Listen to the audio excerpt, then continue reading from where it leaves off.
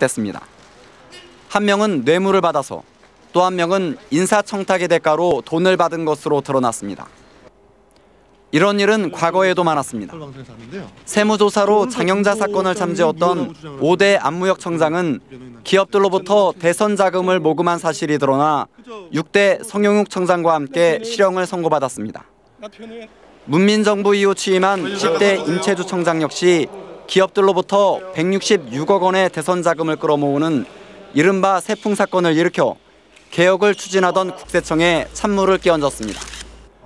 99년에 취임한 12대 안정남 청장과 13대 손영래 청장도 역시 부동산 투기와 수뢰 혐의로 낙마하거나 실형을 선고받았습니다.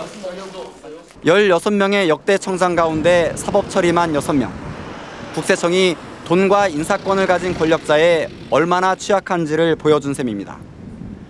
이 때문에 국세청장의 독립과 함께 세무조사권을 함부로 쓰지 못하도록 하는 견제가 필요하다는 지적이 많습니다.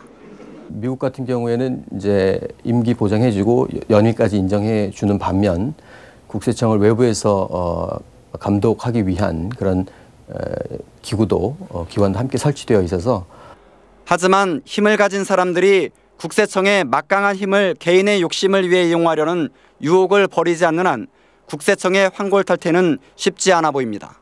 MBC 뉴스 김수마입니다. 검찰은 곧 한 청장에 대해서 본격 수사에 들어갑니다. 우선 그림 관련과 문제된 세무조사를 수사하고 포항 대구 지역에서 있었던 인사청탁 의혹도 들여다볼 것으로 보입니다. 박충희 기자가 보도하겠습니다. 검찰은 오늘 청와대 민정수석실이 조사 결과를 넘기면 수사에 착수한다는 입장을 거듭 밝혔습니다. 수사가 시작되면 검찰은 그림 학동마을을 둘러싼 진실 공방부터 가릴 것으로 보입니다. 전군표, 한상률, 전 현직 청장은 모두 부인하고 있지만 전 청장의 부인 이모 씨는 인사청탁과 함께 그림을 받았다고 주장하고 있습니다. 한상률 현 국세청장한테 사장 시절에 받았다고 분명히 말씀을 하셨어요, 선물로. 뇌물로 수감 중인 남편 전군표 전 청장이 가중처벌을 받을 위험을 무릅쓴 주장이어서 설득력이 높다는 분석이 많습니다. 사실관계를 명확히 하기 위해선 그림의 유통 경로도 확인해야 합니다.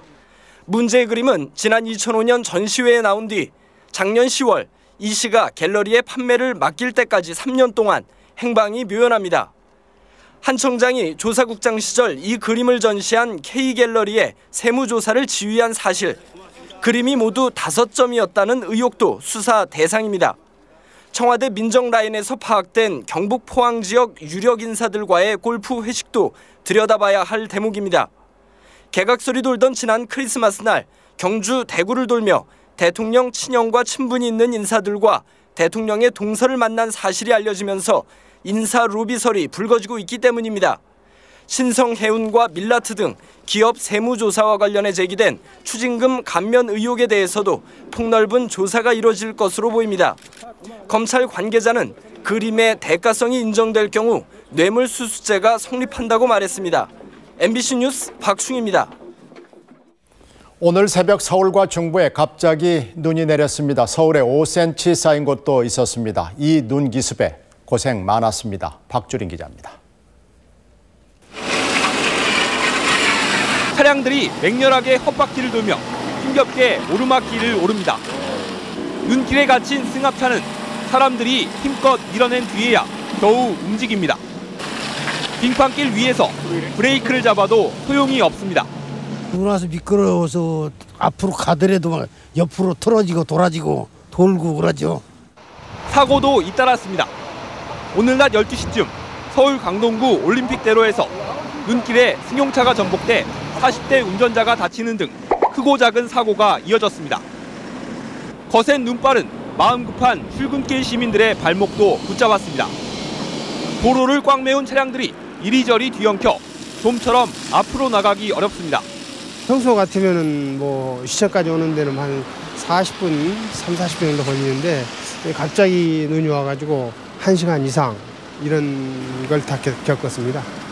하지만 방학을 맞은 아이들에겐 온천지가 새하얀 놀이터가 됐습니다. 볼이 빨개지도록 눈싸움을 하기도 합니다. 그 나무 위에 뿌려져